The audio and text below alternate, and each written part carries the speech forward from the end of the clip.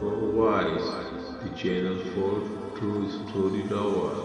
ایک سیدھے سادے بہادر نوجوان کی بھیانک کہانی جو انجانے میں ایک خطرناک عامل سے ٹکرا گیا اور اس کے بعد اس کی زندگی نا ختم ہونے والے مصائب کا شکار ہو گئی۔ اویس نے جب یہ دیکھا کہ سونالی کے قتل کا موضوع کافی لمبا ہوتا جا رہا ہے تو اس نے اپنی گھڑی کا ڈائل دیکھنا شروع کیا۔ آنٹی مجھے 1 بجے بہت ضروری کام سے جانا ہے، کوئی 1-2 گھنٹے کے بعد میں آپ لوگوں کو لینے کے لیے آ جاؤں گا۔ اویس شاکرا سے مخاطب ہوا، بیٹا اگر تمہاری مجبوری ہے تو تھوڑی دیر اور رک جاؤ، ہم تمہارے ساتھ ہی چلتے ہیں، شاکرا نے کہا۔ بہن ابھی تو ہم نے آپ کی کوئی خاطر بھی نہیں کی، کلپنا نے کہا۔ آپ کیسی باتیں کرتی ہیں، ہم کیسے موقع پر آئے ہیں، پھر کبھی آئیں گے تو چائے لازمی پیئیں گے، شاکرا نے کلپنا سے کہا۔ روحا کو اویس کی بات بہت ناگوار گزری۔ اس نے خفگی سے اویس کی طرف دیکھا۔ اویس سمجھ گیا کہ روحا کو یہ بات ناگوار گزری ہے، لیکن وہ اپنی اس بات پر قائم تھا۔ تھوڑی ہی دیر کے بعد افتخار اور شاکرا کھڑے ہو گئے اور انہوں نے کلپنا اور اجے سے اجازت چاہی۔ وہ سب وہاں سے روانہ ہوئے۔ اویس نے روحا کے گھر کے قریب گاڑی روکی تو افتخار اور شاکرا گاڑی سے اتر کر گھر کی طرف چل دیے، لیکن روحا اویس کے پاس ہی رک گئی اور خفگی سے بولی، وہاں تم نے ایسا کیوں کہا؟ ابھی تو ہم وہاں جا کر بیٹھے ہی تھے، تمہارا جتنا مرضی ضروری کام ہوتا، سونالی کی موت کوئی چھوٹی سی بات نہیں تھی۔ میرا کوئی ضروری کام نہیں تھا، میں نے بہانہ کیا تھا تمہیں وہاں سے جلدی لانے کے لیے، اویس نے کہا۔ لیکن کیوں؟ روحا نے تعجب سے پوچھا۔ مجھے ڈر تھا کہ تمہارے منہ سے کوئی ایسی بات نہ نکل جائے جس سے تمہارا سونالی کے قتل سے کوئی تعلق بن جائے۔ میری حیثیت تمہارے لیے کچھ بھی صحیح، مگر تم میرے لیے بہت اہم ہو، میں کسی بھی قیمت پر تمہاری زندگی کو خطرے میں نہیں ڈال سکتا، اویس نے جذبات بھرے لہجے میں کہا۔ روحا کو اپنی بات پر ندامت سی ہوئی، وہ آنکھیں جھکاتے ہوئے بولی، سوری اویس، میں تمہارے خلوص کو سمجھ نہ سکی۔ خونی رشتوں کے علاوہ بھی ایک رشتہ ہے، وہ رشتہ خلوص اور ایثار سے سرشار ہوتا ہے، اور ایسے رشتوں کی مثال تمہارے جیسے لوگ قائم کرتے ہیں۔ روحا کے اس جملے پر اویس کے چہرے پر خفیف سی مسکراہٹ بکھر گئی، جیسے اس کے جذبوں کا درجہ دوستی کے جذبے سے بہت اونچا ہو۔ شام کے 7 بجے تو سورج اپنی ساری تمازت سمیٹ کے غروب ہونے لگا۔ چلچلاتی دھوپ کا رنگ زردی مائل دھیمی روشنی میں تبدیل ہو گیا۔ پرندے لمبی قطاریں باندھے اپنے اپنے گھونسلوں کی طرف لوٹنے لگے۔ رونق بھرے دن اور تاریک رات کے درمیان کے اس مغرب کے وقت میں ایک عجیب سی خاموشی اور پر اسراریت تھی۔ روحا کچن میں اپنے لیے اور شاکرا کے لیے چائے بنا رہی تھی۔ چائے کو جوش آیا تو اس نے چائے کیتلی میں ڈالی۔ شام کی سرخی مائل روشنی بھی آہستہ آہستہ رات کی سیاہ تاریکی میں بدل رہی تھی، جس سے شام کے خوفناک سناٹے میں اضافہ ہوتا جا رہا تھا۔ روحا نے گرم گرم چائے کی کیتلی اور کپ ایک ٹرے میں رکھے اور اس ٹرے کو اپنے دونوں ہاتھوں سے تھام کر کچن سے باہر جانے لگی کہ ایک دم اس کے پورے وجود کو بجلی کا سا جھٹکا لگا۔ اس کے ساتھ ہی اس کی آنکھیں پتھرا کر کسی ایک جگہ مرکوز ہو گئیں، اور پھر خواب کسی کیفیت میں اس کی کھلی آنکھیں وہی بھیانک منظر دیکھنے لگی۔ رات کی تاریکی میں ڈوبے ہوئے دیو ہیکل پہاڑوں میں سے وہی راکھ کا بھیانک بھنور نمودار ہوا، جو اس دہشت ناک تاریکی میں ہوا کو چیرتا ہوا آگے بڑھ رہا تھا۔ ان بھیانک پہاڑوں کے دامن میں مشعلیں سلگ رہی تھی، جس سے اس خوفناک وادی میں سرخ سرخ روشنی بکھری ہوئی تھی۔ سیاہ راکھ کا بھیانک بھنور تیزی سے ان پہاڑوں کے دامن سے نکلنے لگا اور پھر دیکھتے ہی دیکھتے اس بھیانک بھنور کا چکر اتنا تیز ہو گیا کہ اس کے سیاہ ذرے بکھر کر ہوا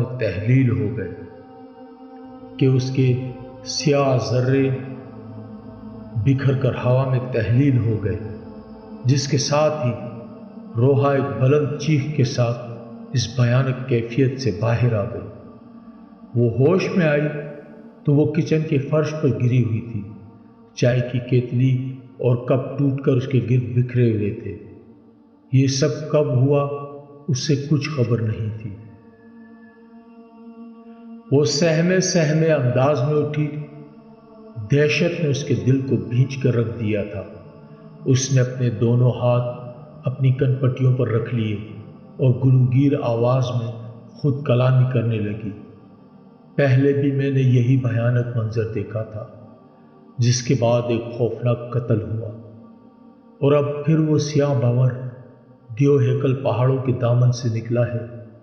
نہ جانے یہ اب کس ناگہانی افتاد کی علامت ہے۔ آخری کون سی خواہ شام مخلوق ہے جو اتنے روپ بدل لیتی ہے؟ اس جاں سوز احساس سے روحا کا رواں رواں کانپ اٹھا۔ اس کے جسم میں سنسناہٹ کی ایک لہر دوڑ گئی۔ اس کے اندر اتنی ہمت نہ رہی کہ وہ اویس کو فون کر سکے، لیکن اس نے حوصلہ پیدا کیا اور تیزی سے فون کی طرف لپکی۔ کانپتے ہاتھوں سے اویس کا نمبر ڈائل کیا۔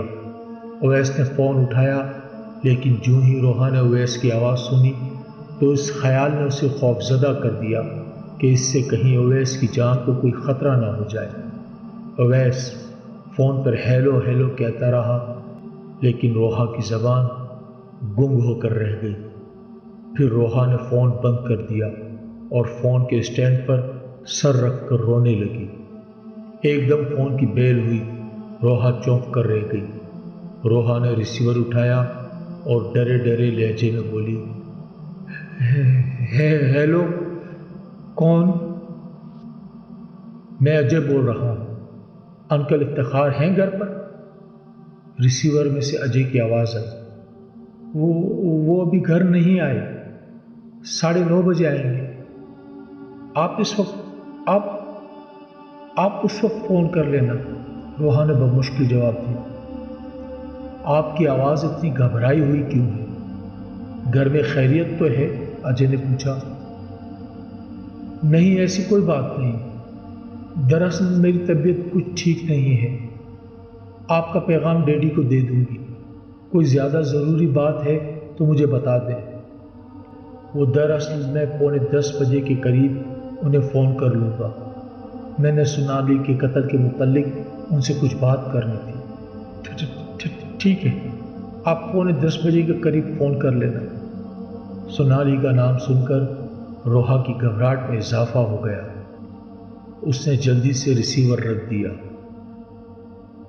ادھر اجے ابھی روحا کے متعلق سوچ رہا تھا کہ سونو دوڑتی ہوئی اجے کی طرف بڑھی۔ بھیا جلدی سے آؤ، وہ اسٹیفر کھل گیا ہے اور لان میں بھاگتا پھر رہا ہے، اس نے سارے پودے خراب کر دیے ہیں۔ بھائی کوئی بات نہیں، وہ بیچارہ ہمیشہ بندھا ہی رہتا ہے، اگر آج کھل ہی گیا ہے تو اسے تھوڑی عیش کرنے دو۔ ابھی یہ بات اجے کی زبان پر تھی کہ اس کی ٹانگوں کے پیچھے کی جانب سے ایک دھچکا لگا اور وہ منہ کے بل زمین پر آ گرا۔ اجے نے اپنا سر اوپر اٹھاتے ہوئے اپنی ٹانگوں کی طرف دیکھا تو اس سنجیدہ ماحول میں بھی اس کی ہنسی چھوٹ گئی۔ اسٹیفر اس کے پیروں کے تلوے چاٹ رہا تھا۔ اجے نے اٹھ کر اسٹیفر کو پیار کیا اور اسے ایک لمبی زنجیر کے ساتھ لان میں باندھ دیا۔ تھوڑی دیر میں کلپنا نے میز پر کھانا لگا دیا۔ آج بہت دنوں کے بعد وہ اس طرح اکٹھے کھانا کھا رہے تھے، ورنہ سونالی کی موت نے تو ان کی بھوک ہی ختم کر دی تھی۔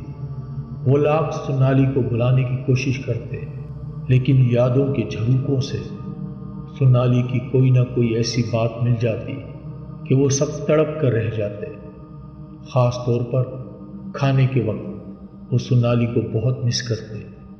انہوں نے بہت مشکل سے اپنے دلوں کو سمجھایا اور تقدیر کے اس فیصلے پر صبر کرنے کی کوشش کر رہے تھے۔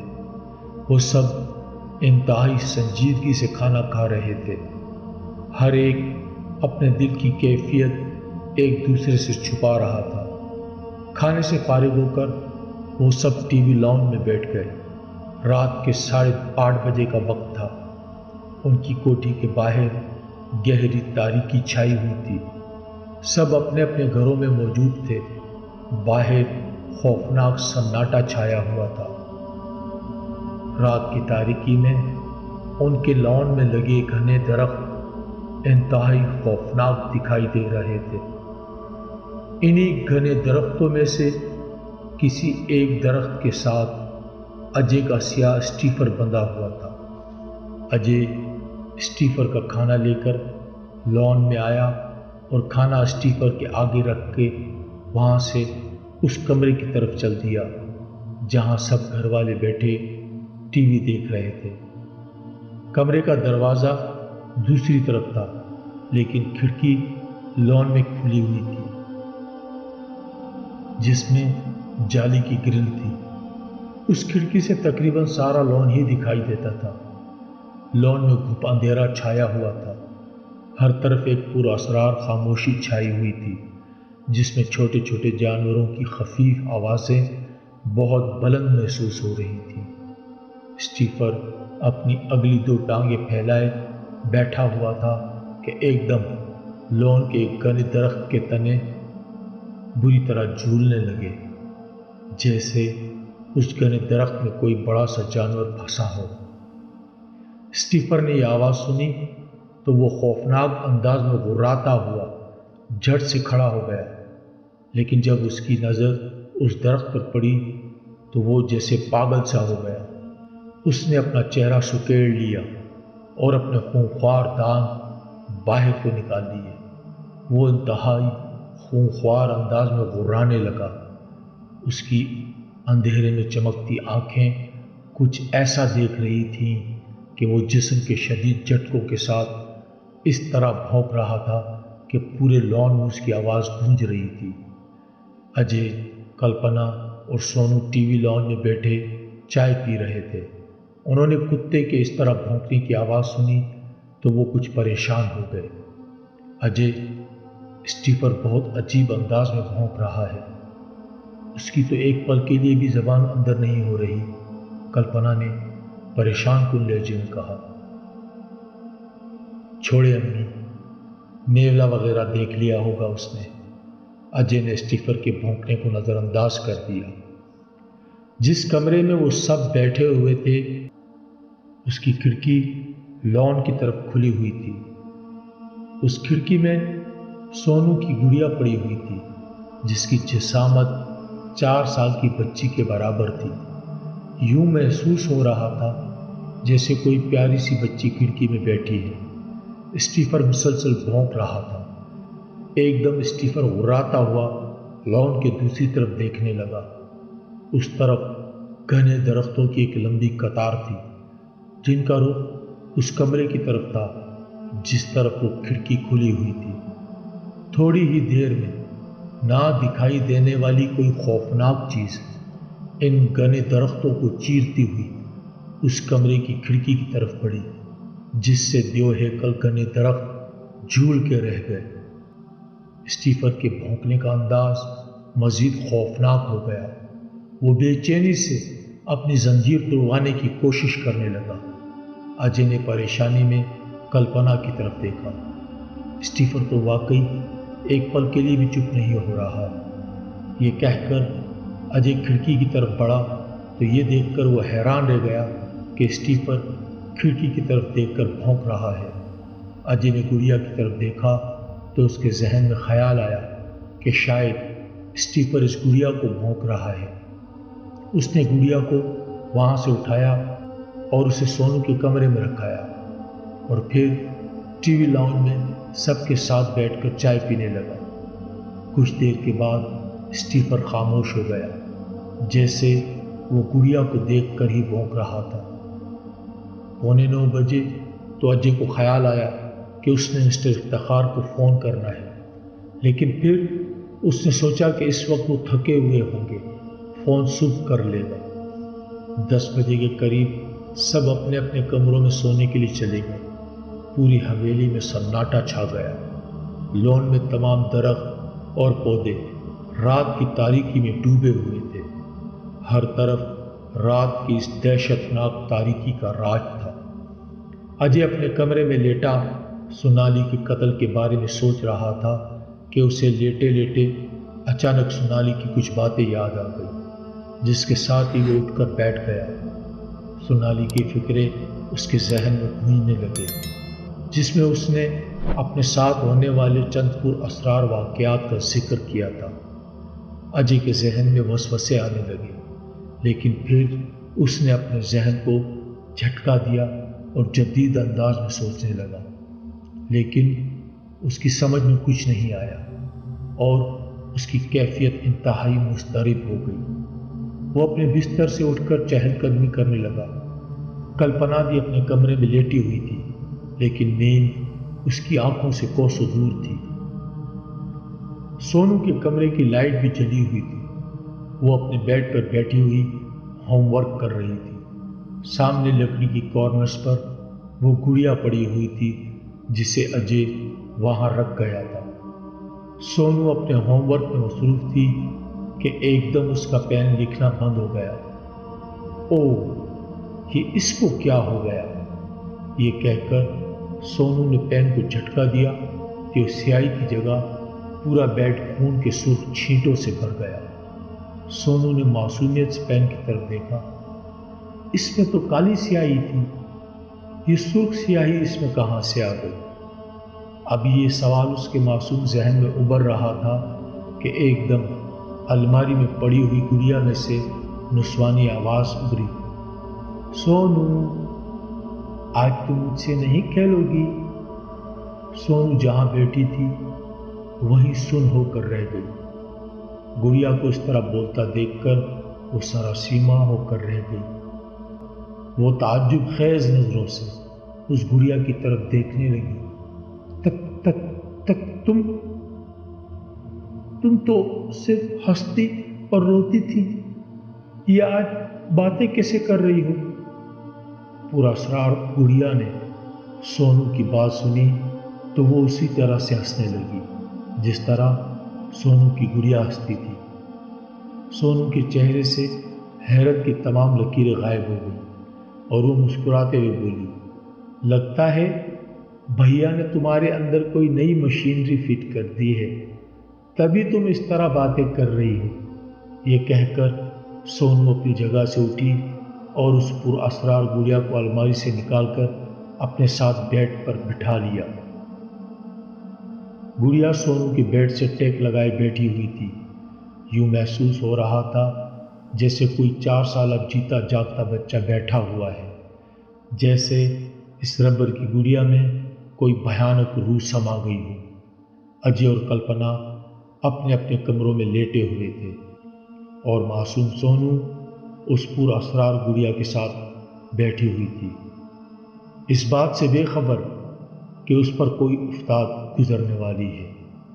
سونو نے انتہائی معصومیت سے اس گڑیا کی طرف دیکھا اور منہ ہی منہ میں کہنے لگی، پہلے تو ہنستی تھی اور پھر روتی تھی، اس نے مجھے رو کر تو دکھایا ہی نہیں۔ یہ الفاظ ابھی سونو کے منہ ہی میں تھے کہ گڑیا اپنی مشینی آواز میں رونے لگی۔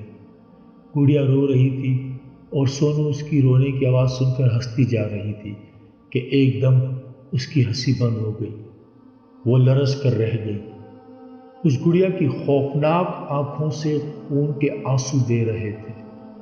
خوف اور دہشت سے بھرپور اس کہانی کا سلسلہ ابھی جاری ہے۔